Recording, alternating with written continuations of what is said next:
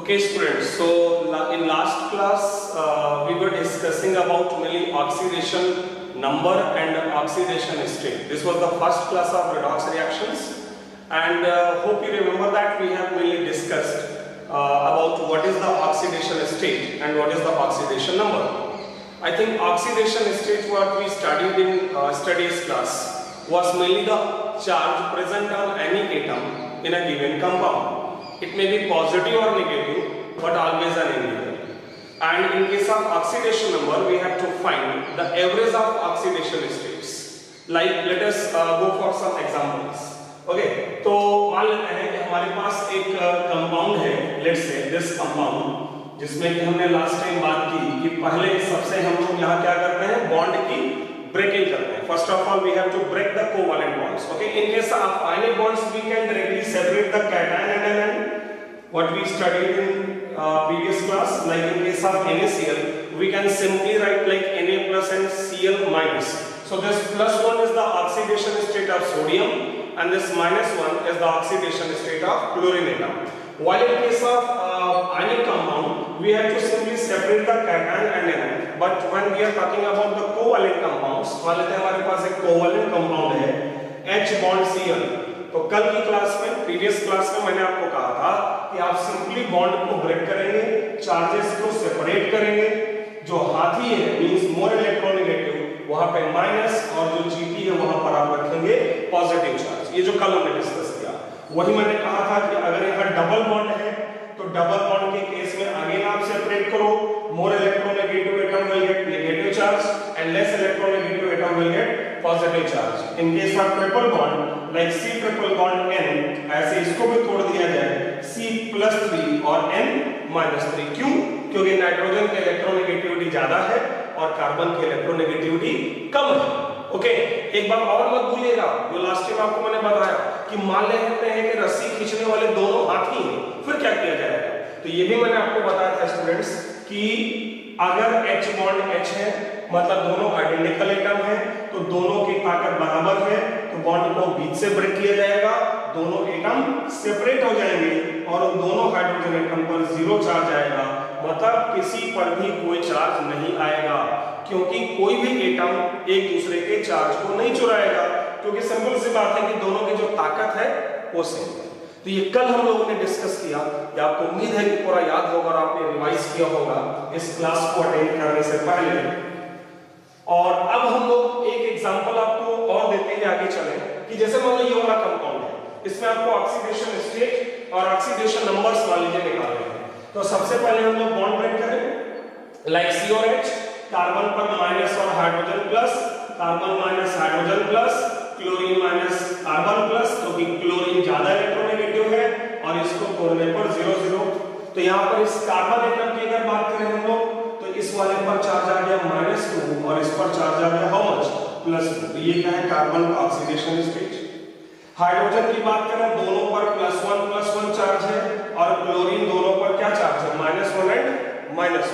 और वहीं अगर बात करें ऑक्सीडेशन नंबर की, तो मैंने कहा था we have to simply find the average of oxidation states. Means आप आसानी से निकाल सकते हो कैसे, इनके ऑक्सीडेशन स्टेट्स को आपस में जोड़ दें और नंबर ऑफ एटम्स से डिवाइड कर दें. तो कार्बन का ऑक्सीडेशन स्टेट हो गया 0.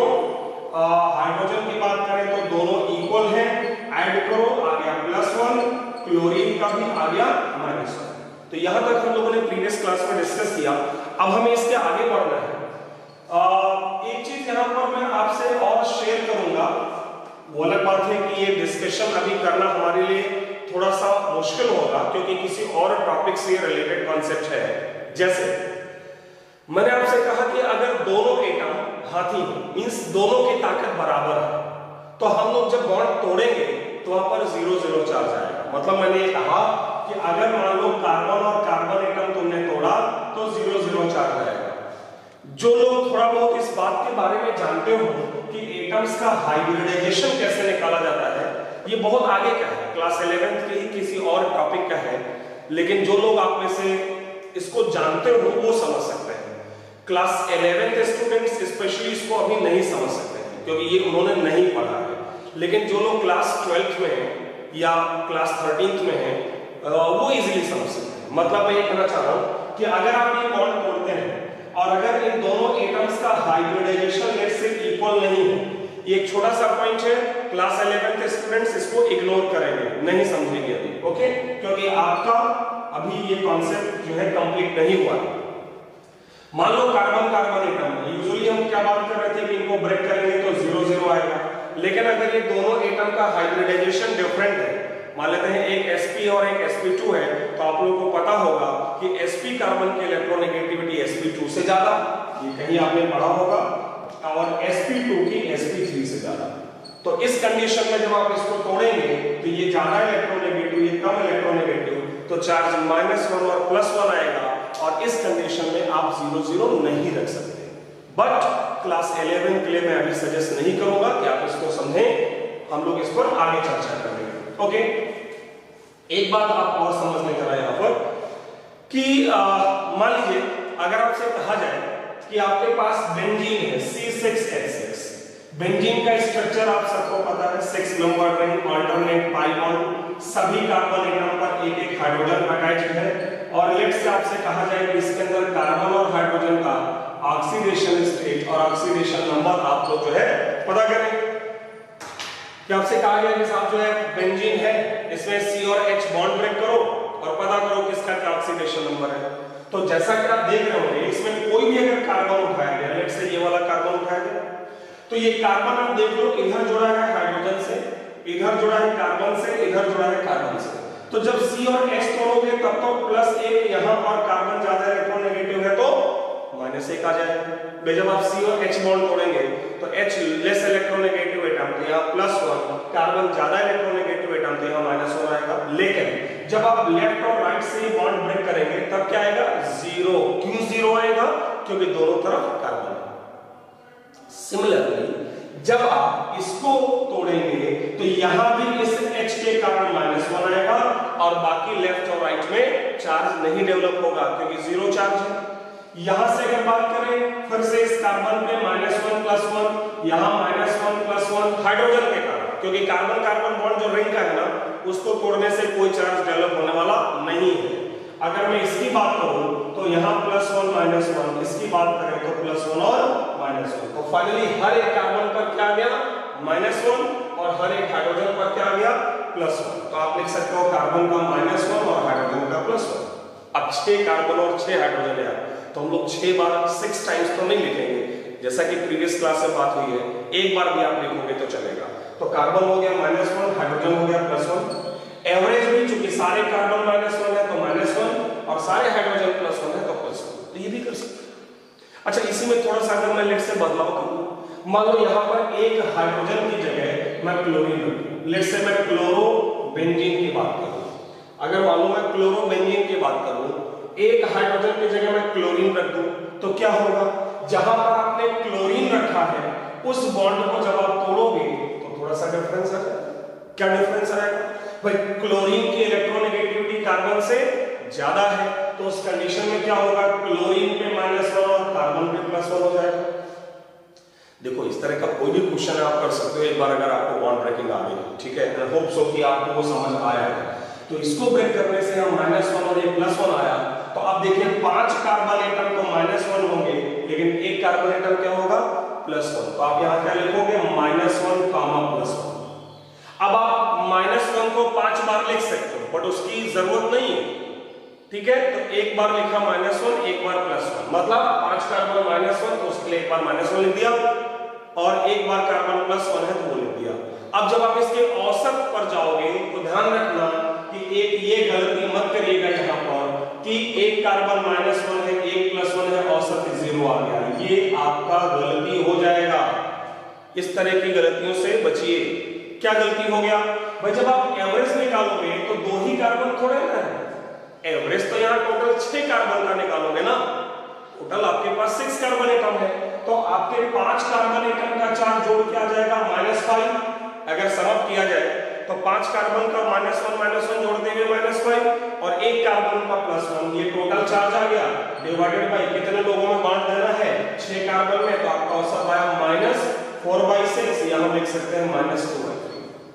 ओके स्टूडेंट्स, तो ये हम लोग जो बात कर रहे हैं ये ऑक्सीडेशन स्टेट और ऑक्सीडेशन नंबर, लेकिन यहाँ पर एक छोटी सी बात और मैं बोलना चाहूंगा, वो ये कि इस वाले मेथड से जब भी आप सॉल्व करते हो ना, तो आपको निकालना पड़ता है oxidation state for oxidation number, और उसके लिए भी आपको कंपाउंड का स्ट्रक्चर ड्रॉ करना पड़ता है।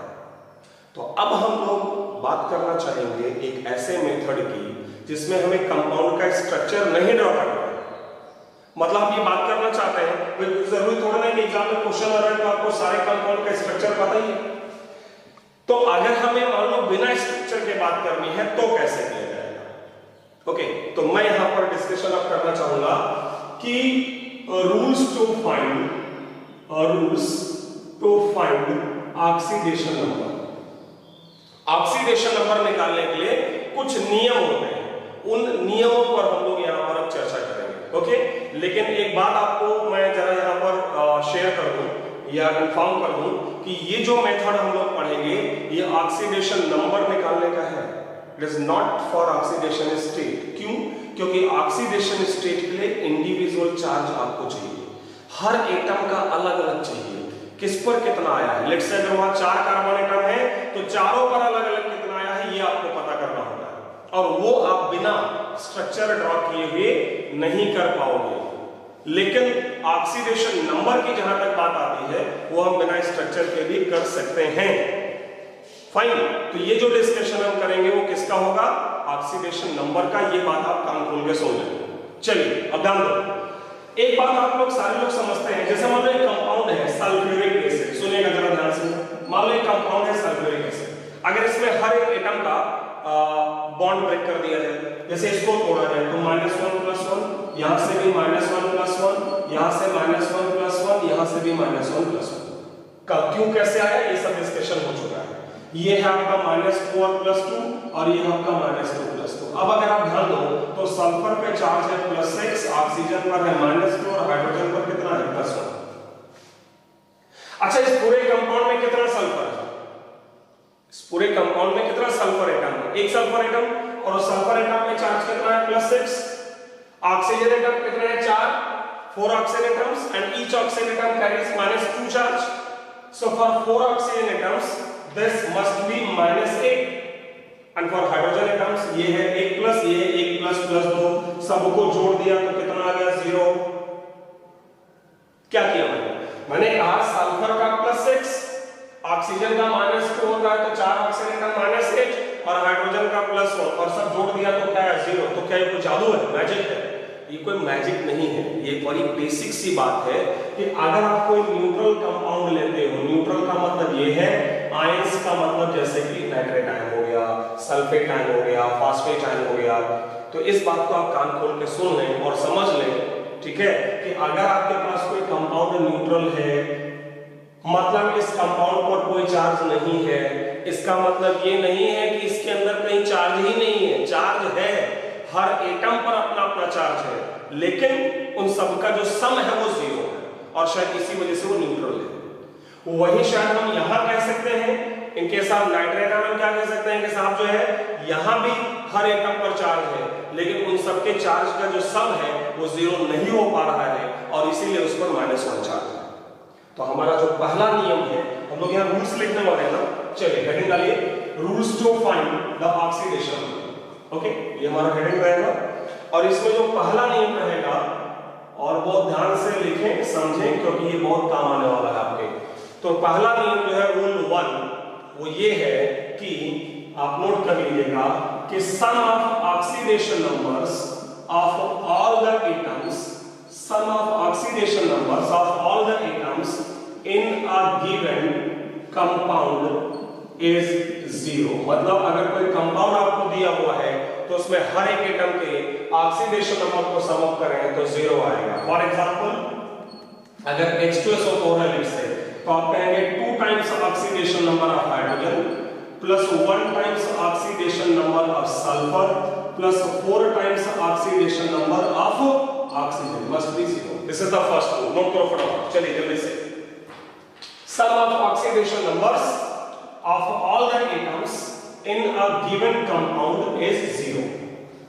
और अगर H2SO4 एक न्यूट्रल कंपाउंड है तो उसमें सभी के ऑक्सीडेशन नंबर का सम 0 होगा। नोट करें। Next rule 2, sum of oxidation numbers of all the atoms, sum of oxidation numbers of all the atoms in an ion is equal to its charge। मतलब अगर हमारे पास कोई आयन है, sum of oxidation numbers of all the atoms in an ion is equal to its charge। मतलब हमारे पास अगर कोई ion है तो उसमें हर एक एटम के चार्ज का सम उसके ऊपर प्रेजेंट चार्ज के बराबर होगा। मतलब जैसे कि मान लो तुम्हारे पास नाइट्रेट आयन है भाई, तो क्या लिख सकते हो?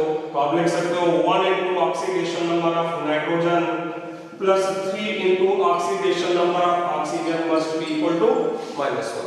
तो ये जो है आप हमेशा लिख सकते हो कि अगर कोई आयन है तो उसमें सभी एटम्स के ऑक्सीडेशन नंबर का सम उस पर प्रेजेंट चार्ज होगा, और अगर कोई न्यूट्रल कंपाउंड है तो उसमें सभी एटम्स के चार्ज का सम जो है वो क्या आ जाएगा? 0। ये था हमारा rule number 2। Now rule number 3 note करो फटाफट। ओके, रूल नंबर 3, तीसरा नियम क्या है?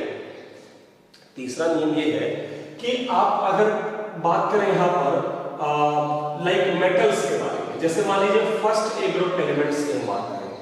फर्स्ट ए ग्रुप एलिमेंट्स आपको पता है कि एस ब्लॉक में होते हैं। एस ब्लॉक के अंदर 2 ग्रुप होता है, मैं ये भी आपको याद दिला दूं। एस ब्लॉक आपका जो पीरियोडिक टेबल का है उसमें एक होता है फर्स्ट ए और एक होता है second A. Okay, first A group में जो एलिमेंट्स हैं वो है hydrogen, lithium, sodium, potassium, rubidium, caesium और francium. Hydrogen, lithium, sodium, potassium, rubidium, caesium और फ्रैंकियम।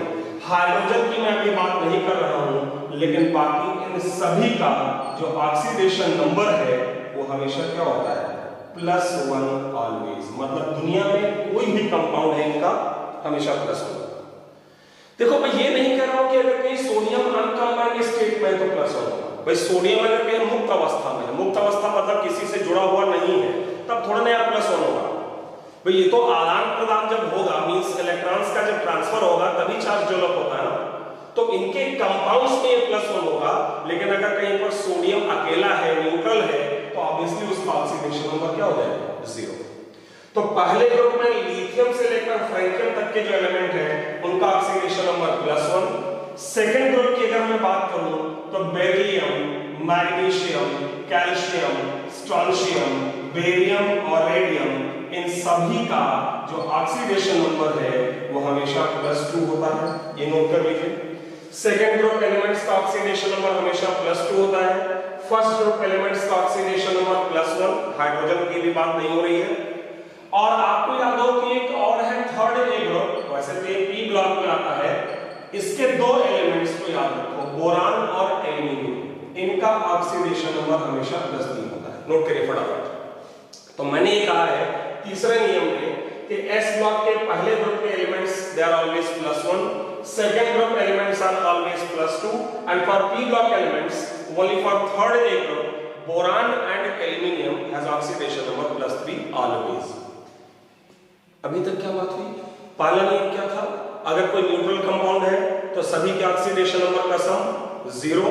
अगर कोई आयन है तो सभी के ऑक्सीडेशन नंबर का सम उस पर प्रेजेंट चार्ज। और तीसरा हमारा नियम ये हो गया कि एस ब्लॉक एलिमेंट्स हैं तो first A group +1, second A group +2। अच्छा यहाँ पर एक चीज और जोड़ देता हूँ कि कई बार ना स्टूडेंट्स को याद नहीं होता है कि वो पहले ग्रुप में कौन सा एलिमेंट है, दूसरे ग्रुप में कौन सा एलिमेंट है। तो बड़े ही उसको ना एक लेमन लैंग्वेज में कई बार स्कूलों में भी आपको सिखाया जाता है, आपको मे भी पता भी हो, लेकिन फिर भी मैं बोल दे रहा हूँ। जैसे इसको आप कैसे याद रख सकते हो? अगर एक रफ और एक आम बोलचाल की भाषा में कहें, hydrogen, lithium, sodium, potassium, rubidium, caesium, francium, तो इसको मैं आपको एक शॉर्टकट बता देता हूँ, आपको मे भी पता भी हो। इसको आप लिख सकते हो हेलन। हेलन को तो सब लोग जानते हैं, तो इसको आप याद रख सकते हो हेलन, और यहाँ लिख सकते हो कब्र। हेलन कब्र से फरार, ऐसे याद हो जाएगा। हेलन कब्र से फरार, ये एक तरीका हो सकता है। मे भी आपको आइडिया भी होगा इसका। जैसे इसके लिए आप लिख सकते हो बेटा मांगे कन्या सुंदर, ये आपको जो समझ आएगा। बेटा मांगे कन्या सुंदर, और इसको आप याद रख सकते हैं बाप राजी। आप बहुत बढ़िया, ठीक है, अब पक्का याद रहेगा। बेटा मांगे कन्या सुंदर बाप राजी। Beryllium, magnesium, calcium, strontium, barium और रेडियम। तो फर्स्ट ग्रुप एलिमेंट्स हो गए +1, सेकंड ग्रुप एलिमेंट्स हो गए +2। बोरान और एल्यूमिनियम की अगर बात करें तो उनका ऑक्सीडेशन नंबर हो जाएगा +3। ओके, चलिए तो आगे बढ़ते हैं। लिखिएगा अगला रूल नंबर 4, नोट करो। और रूल नंबर 4 चौथा नियम लिखिए, नोट करिए। देखिए यहां पर हम बात करेंगे ऑक्सीडेशन नंबर ऑफ हाइड्रोजन। चौथे नियम में हम ये डिस्कस करने वाले हैं कि हाइड्रोजन का जो ऑक्सीडेशन नंबर है वो क्या क्या हो सकता है। तो ध्यान दीजिए भाई, हाइड्रोजन अगर H2 के फॉर्मेट में है तो सिंपल सी बात है कि इसका ऑक्सीडेशन नंबर 0 होगा। क्यों होगा? तो सिंपल सी बात है कि आप इसको कह सकते हो कि H बॉन्ड H है, दोनों तोड़ेंगे, दोनों पर 0 चार्ज है। तो हाइड्रोजन अगर H2 के फॉर्म में है तो 0 है। अगर हाइड्रोजन किसी लेट्स से मेटल से जुड़ा है, ध्यान रखना यहाँ M का मतलब मेटल है। ओके, अगर हाइड्रोजन जो है किसी मेटल से जुड़ा हुआ है, अब आप लोग खुद ही जानते हो मेटल की इलेक्ट्रोनेगेटिविटी कम होती है और हाइड्रोजन की इलेक्ट्रोनेगेटिविटी ज्यादा होती है। यहाँ पर तो मेटल जो है वो फर्स्ट ए ग्रुप का ले लो, सेकेंड ए ग्रुप का ले लो, इवन बोरान और एल्यूमिनियम जैसे एलिमेंट्स भी ले सकते हो। बोरान हालांकि मेटल नहीं है, लेकिन आप लोगों को पता होगा कि बोरान की इलेक्ट्रोनेगेटिविटी 2.0 होती है, जो कल हमने लिखा 2.0 for boron and for hydrogen it was 2.1। तो हाइड्रोजन की इलेक्ट्रोनेगेटिविटी अगर ज्यादा है मेटल के रेस्पेक्ट में तो सिंपल सी बात है कि बॉन्ड तोड़ोगे तो हाथी कौन होगा? हाइड्रोजन।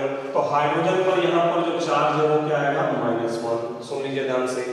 और ये भी बताना चाहूंगा कि जिन कंपाउंड्स में हाइड्रोजन -1 होता है उन्हीं कंपाउंड्स को हम कहते हैं मेटल हाइड्राइड। मेटल क्या बोलते हैं? Metal hydride. एक बार बोल के देखो, मेटल हाइड्राइड। कहां? जब हाइड्रोजन -1। और हाइड्रोजन -1 कब होता है? जब उससे जुड़ा एक एटम मेटल है। क्यों? क्योंकि उनकी इलेक्ट्रोनेगेटिविटी कम है, हाइड्रोजन की ज्यादा है। तो जब बॉन्ड टूटेगा तो H की तरफ इलेक्ट्रॉन जाएगा तो H के माइनस आएगा। और वहीं अगर ये हाइड्रोजन आपका किसी नॉन मेटल से जुड़ा है, नॉन मेटल का मतलब आप समझ ही गए हो, जो अधातु या जिनको कहते हैं non metal, for example oxygen, sulphur, nitrogen, phosphorus, carbon etcetera, बहुत सारे। खास बात क्या है? नॉन मेटल की इलेक्ट्रोनेगेटिविटी हाइड्रोजन से ज्यादा होती है। नॉन मेटल जो है it is more electronegative than hydrogen. तो जब नॉन मेटल और हाइड्रोजन जुड़ा होगा तो बॉन्ड इसकी तरफ जाएगा, तो ऐसे केस में हाइड्रोजन पर चार्ज आएगा +1। आप देख लो जो मैंने यहाँ पर लिखा है, क्या लिखा है? फिर से देखो एक बार जल्दी से। हाइड्रोजन अगर हाइड्रोजन से जुड़ा है तो 0 आइडेंटिकल है। हाइड्रोजन अगर मेटल से जुड़ा है तो -1 क्योंकि हाइड्रोजन की तरफ बॉन्ड टूटेगा। हाइड्रोजन अगर नॉन मेटल से है तो हाइड्रोजन +1। क्यों? क्योंकि नॉन मेटल की तरफ बॉन्ड टूटेगा, क्योंकि नॉन मेटल हाइड्रोजन का बाप है, तो नॉन मेटल की तरफ बॉन्ड टूटेगा। मुझे लगता है कि आप लोगों के माइंड में जरूर कुछ ना कुछ और क्वेश्चंस चल रहे हैं जो मैं यहाँ लिखना चाहूंगा और मैं चाहूंगा उनको आप समझिए। ये बताइए, अगर हाइड्रोजन और फास्फोरस से बॉन्ड तोड़ेंगे तो क्या होगा? जैसे हाइड्रोजन की इलेक्ट्रोनेगेटिविटी क्या होती है? 2.1 और फास्फोरस की भी क्या होती है? 2.1। अब यहाँ समस्या इस बात की है कि जब आप इसको तोड़ेंगे तो एक सेंस में तो आप कह सकते हैं कि दोनों की इलेक्ट्रोनेगेटिविटी बराबर है, और हमने कहा है कि जब इलेक्ट्रोनेगेटिविटी बराबर है तो बॉन्ड तोड़ने पर 0 चार्ज आता है। तो आप कह सकते हो कि यहाँ पर बॉन्ड तोड़ने पर 0 आना चाहिए, लेकिन नहीं आएगा। क्यों? क्योंकि दोनों एटम की इलेक्ट्रोनेगेटिविटी तो बराबर है, लेकिन दोनों का जो साइज है, जो नेचर है, वो अलग अलग है।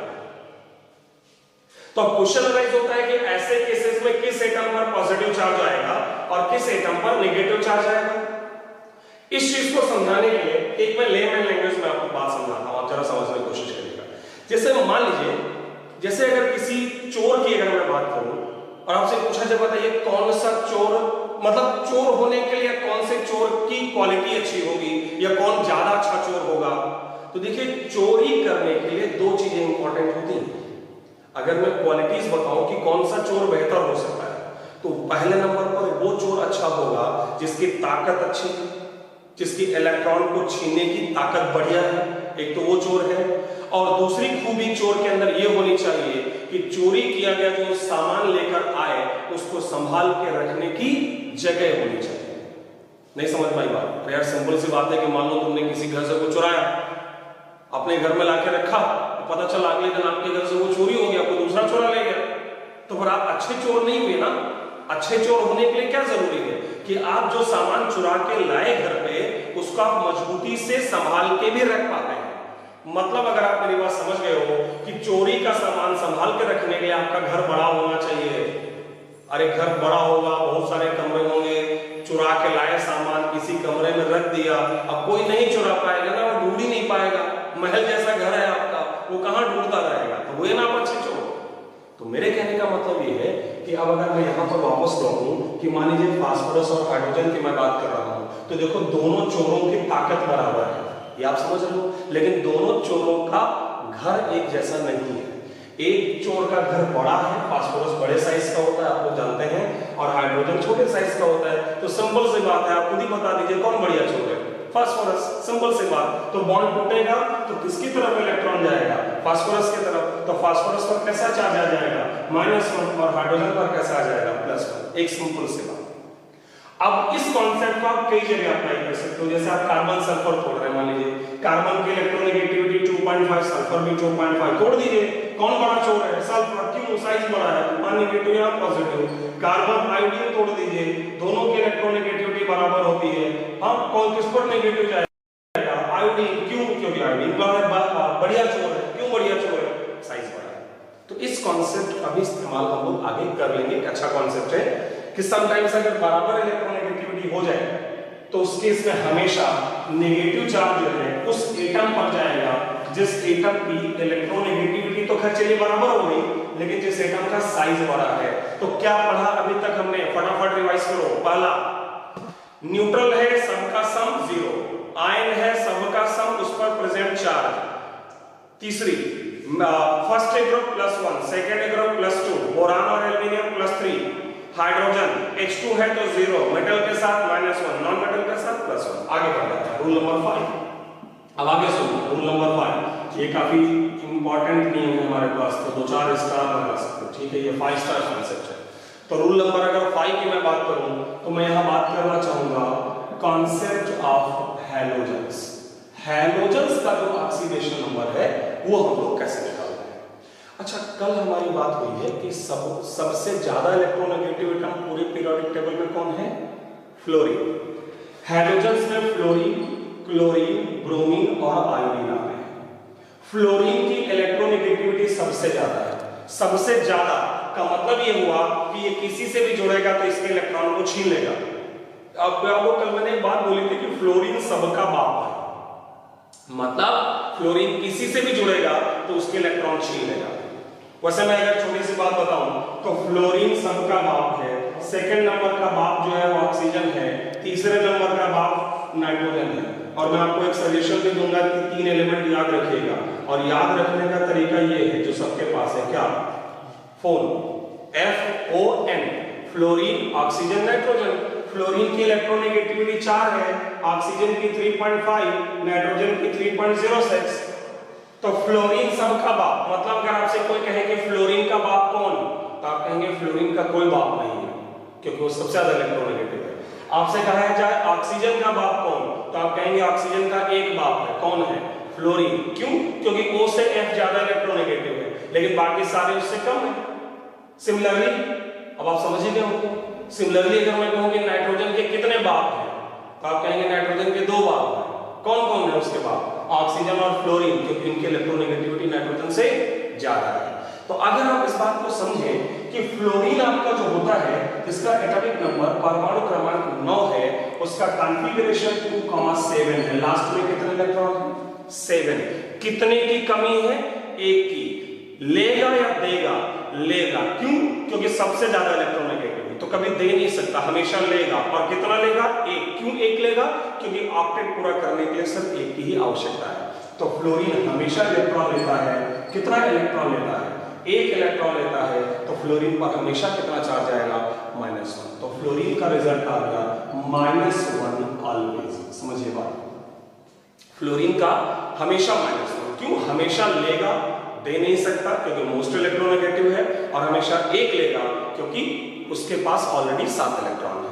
अगर मैं क्लोरीन, ब्रोमीन और आयोडीन की बात करूं, लेट्स से अगर यहां पर डिस्कशन क्लोरीन, ब्रोमीन और आयोडीन को लेकर किया जाए, तो देखिए क्लोरीन, ब्रोमीन और आयोडीन में भी जैसे लेट्स से क्लोरीन की बात करें तो इसके लास्ट शेल में यहां भी 7 है, लेकिन ये नहीं कह सकते आप क्लोरीन के लिए, अगर आप समझ रहे हैं कि क्लोरीन हमेशा लेगा, क्लोरीन ले भी सकता है, क्लोरीन दे भी सकता है, बट क्लोरीन किसी का बाप है, कोई क्लोरीन का बाप है।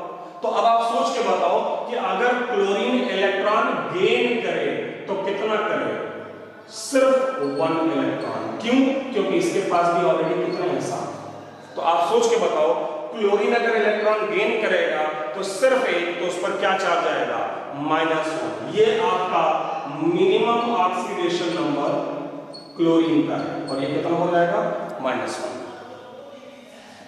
अगर मैं बात करूं maximum oxidation number of chlorine की, तो देखिए क्लोरीन के लास्ट में टोटल इलेक्ट्रॉन्स का जो सम है, सॉरी टोटल इलेक्ट्रॉन्स की जो संख्या है वो 7 है, तो मैक्सिमम कितने दे सकता है? 7 ना, तो उस पर जो पॉजिटिव चार्ज है वो मैक्सिमम कितना आएगा? +7। मतलब मैं कह सकता हूं कि जो ऑक्सीडेशन नंबर रेंज है क्लोरीन की, oxidation number range of chlorine वो +7 से लेकर -1, मतलब +7 +6 +5 +4 +3 +2 +1 0 -1। मैं दोबारा समझाने की कोशिश करता हूँ। मैंने यहाँ पर ये कहा है कि क्लोरीन, ब्रोमीन, आयोडीन के भी लास्ट में 7 है, लेकिन क्लोरीन, ब्रोमीन, आयोडीन हमेशा इलेक्ट्रॉन लेंगे नहीं, ले भी सकते हैं, दे भी सकते हैं। लेंगे तो कितना लेंगे? 1, तो उन पर क्या चार्ज आएगा? -1, और देंगे तो कितना देंगे? 7, तो कितना चार्ज आएगा? +7। मतलब क्लोरीन 1 इलेक्ट्रॉन लेने के साथ साथ 7 इलेक्ट्रॉन तक दे सकता है। तो लेगा 1 तो आएगा -1, देगा 7 तो आएगा +7, 6 देगा तो +6, 5 देगा तो +5 एंड सो ऑन। मतलब क्लोरीन की वैल्यू -1 से लेकर +7 के बीच कुछ भी हो सकती है, इंटीजर भी, और अब इसलिए अगर एवरेज निकाल रहे होंगे तो फ्रैक्शन भी आ सकती है। तो इन सभी हैलोजेंस के लिए यही कहानी है कि इनका ऑक्सीडेशन नंबर -1 से +7 हो सकता है। उम्मीद है कि आपको ये कॉन्सेप्ट समझ आया। मैं दोबारा रिपीट कर देता हूँ। फ्लोरीन सबका पाप हमेशा लेगा, -1 आएगा, एक ही लेगा क्योंकि लास्ट में 7 है। क्लोरीन, ब्रोमीन, आयोडीन इनके भी लास्ट में 7 है, लेकिन सबके बाप नहीं है, ले भी सकते हैं, दे भी सकते हैं। लेंगे तो कितना लेंगे? 1, तो क्या आएगा? -1। देंगे तो मैक्सिमम कितना दे सकते हैं? 7, तो मैक्सिमम क्या जाएगा? +7। मतलब इनका रेंज -1 से लेकर +7 के बीच हो सकता है। तो अभी तक हमने 5 नियम पढ़े हैं, अभी 2 रूल और हैं, लेकिन इन 5 नियमों को अगर मैं वापस रिवाइज करूं रूल्स को, तो पहला रूल था हमारा कि न्यूट्रल कंपाउंड में सबका सम 0। आयंस की बात करेंगे तो सबका सम उस पर प्रेजेंट चार्ज जो भी नेगेटिव पॉजिटिव है। तीसरा, s ब्लॉक में फर्स्ट ग्रुप का +1, second group +2, boron, aluminium +3, hydrogen H2 है तो 0, मेटल के साथ -1, नॉन मेटल के साथ +1, और लास्ट में हैलोजेंस के बारे में।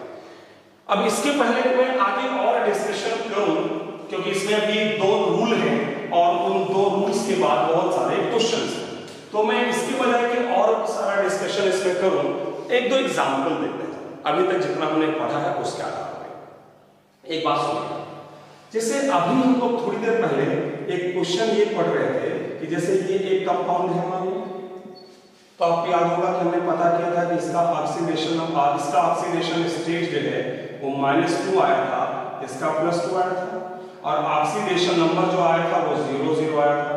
अच्छा ध्यान रखिएगा भाई, ऑक्सीडेशन नंबर दोनों कार्बन का वही लिखा जाएगा।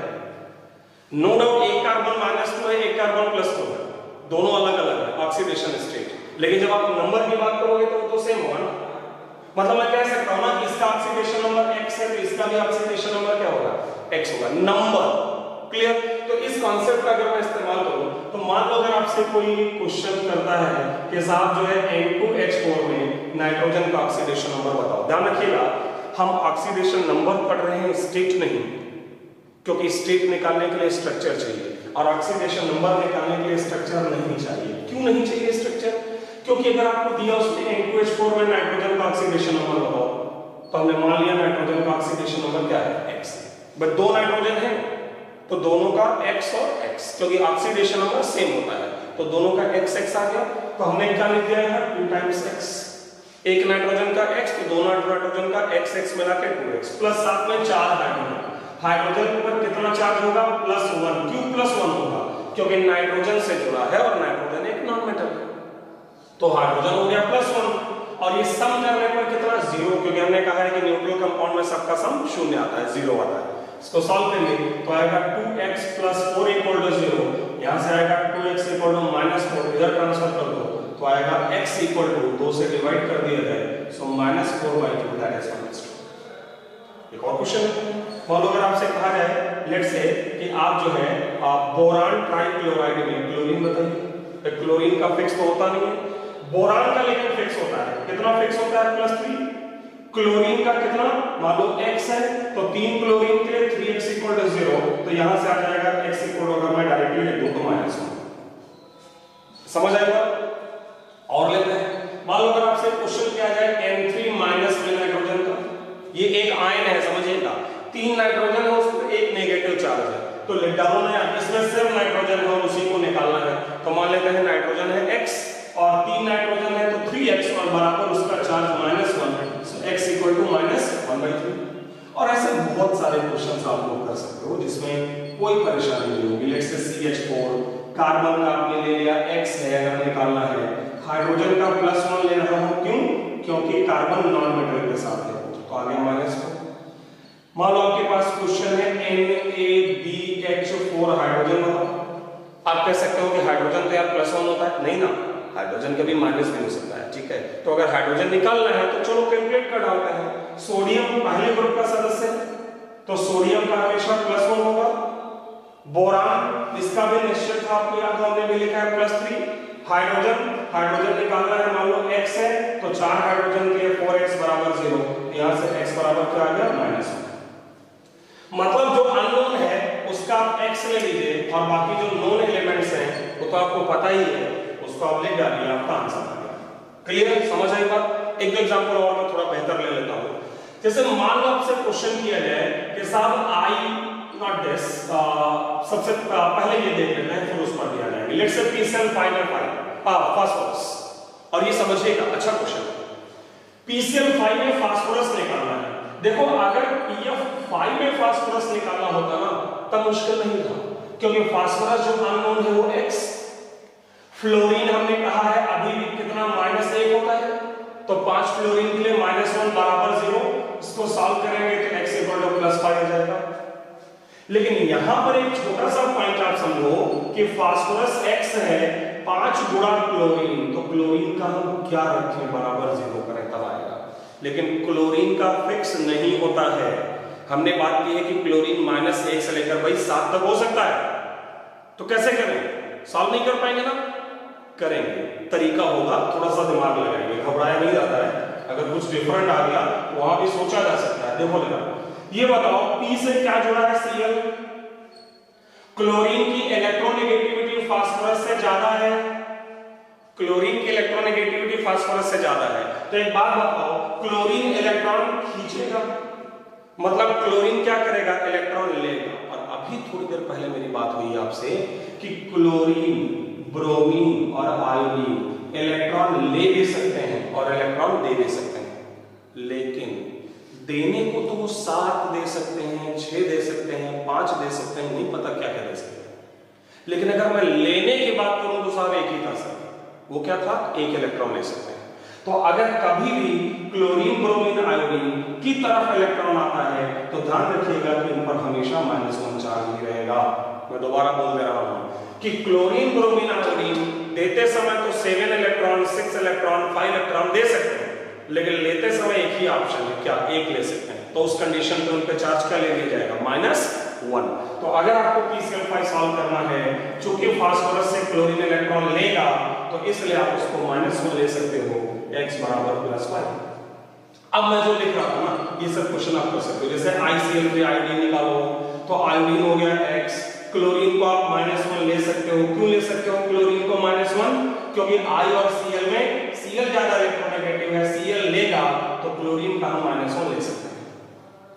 फाइनली मैं एक आप बात और बोल दे रहा हूं, और इसके बाद जो 2 रूल और बचते, देखिए कंप्लीट नहीं हुआ, ये rules to oxidation number complete नहीं हुआ, लेकिन 5 रूल जो है आज हम लोग बात कर रहे हैं और इसके आगे हम लोग जो है वो नेक्स्ट क्लास में डिस्कशन करेंगे। ओके, तो मैं बस एक दो एग्जांपल और आपको समझा दे रहा हूँ, फिर इस क्लास को स्टॉप किया जाएगा और फिर अगली क्लास में इनको रिवाइज करेंगे और इसके आगे डिस्कशन करेंगे। तो मेरा एक छोटा सा पॉइंट एक दो और है, जैसे कई बार स्टूडेंट्स को प्रॉब्लम होती है पीबीएस में पीबी निकालें तो कितना होगा, लेड सल्फाइड है पीबीएस मान लो, तो सल्फर तो हमें पता नहीं है, लेड तो X हो गया, अब सल्फर का क्या रखें, कैसे सॉल्व करें? तो देखो यहाँ भी वही बात है कि सल्फर अगर मेटल से जुड़ा है तो ऐसे कंपाउंड्स को हम क्या बोलते हैं, सल्फाइड, मेटल सल्फाइड। और जब भी मेटल सल्फाइड होता है तो सल्फर पे चार्ज -2 रहता है। क्यों -2 रहता है? क्योंकि सल्फर के लास्ट में 6 इलेक्ट्रॉन्स हैं, तो मेटल से 2 इलेक्ट्रॉन ले लेगा। क्यों ले लेगा? क्योंकि सल्फर मेटल से ज्यादा इलेक्ट्रोनेगेटिव है। तो जब भी कोई मेटल सल्फाइड आपके पास आया करे तो सल्फर का -2 लेके सॉल्व कर ले, तो यहां से आपको आंसर मिल जाएगा लेड के लिए +2। तो फाइनली आज हम लोगों ने 5 रूल पढ़े हैं ऑक्सीडेशन नंबर निकालने के। इसके बाद 2 नियम और हैं, जब तक वो हम नहीं पढ़ते हैं तब तक पूरी बात हमें क्लियर नहीं होगी। तो नेक्स्ट 2 रूल्स अगली क्लास में फिर बहुत सारे क्वेश्चंस के साथ हम लोग डिस्कशन